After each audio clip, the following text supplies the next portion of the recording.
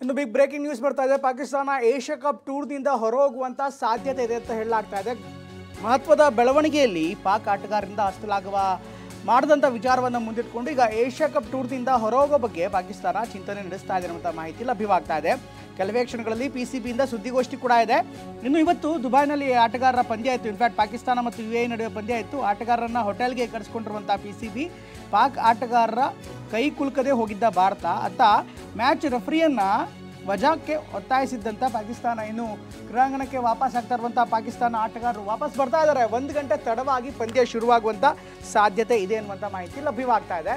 Breaking ಬರ್ತಾ ಇದೆ. ಹೋಟೆಲ್ನಿಂದ ಕ್ರೀಡಾಂಗಣಕ್ಕೆ ಹೊರಟಂಥ ಆಟಗಾರರು ಇಂದಿನ ಪಂದ್ಯ ಆಡಲು ಆಟಗಾರರು ತೀರ್ಮಾನ ಮಾಡಿದ್ದಾರೆ ಅಂತ PCB ಸುದ್ದಿಗೋಷ್ಠಿ ಮಾಡುತ್ತೆ ಅಂತ ಹೇಳಲಾಗಿತ್ತು. ಈಗ ಕ್ರೀಡಾಂಗಣಕ್ಕೆ ಪಾಕಿಸ್ತಾನದ ಆಟಗಾರರು ವಾಪಸ್ ಬಂದಿದ್ದಾರೆ. 1 ಗಂಟೆ ತಡವಾಗಿ ಪಂದ್ಯ ಶುರುವಾಗುವಂಥ ಸಾಧ್ಯತೆ ಇರುತ್ತೆ. ಯಾಕಂದರೆ ಈ ಒಂದು ಡೆವಲಪ್ಮೆಂಟಲ್ಲಿ ಅಥವಾ ಪಾಕಿಸ್ತಾನ ಏಷ್ಯಾ ಕಪ್ನಿಂದ ಹೊರಗಡೆ ಹೋಗುತ್ತೆ ಅನ್ನುವಂಥ ಮಾಹಿತಿಗಳು ಕೂಡ ಬರ್ತಾ ಇತ್ತು. PCB ಕೂಡ ಕೆಲವೇ ಹೊತ್ತಿನಲ್ಲಿ ಸುದ್ದಿಗೋಷ್ಠಿ ಮಾಡುತ್ತೆ ಅಂತ ಹೇಳಲಾಗಿತ್ತು.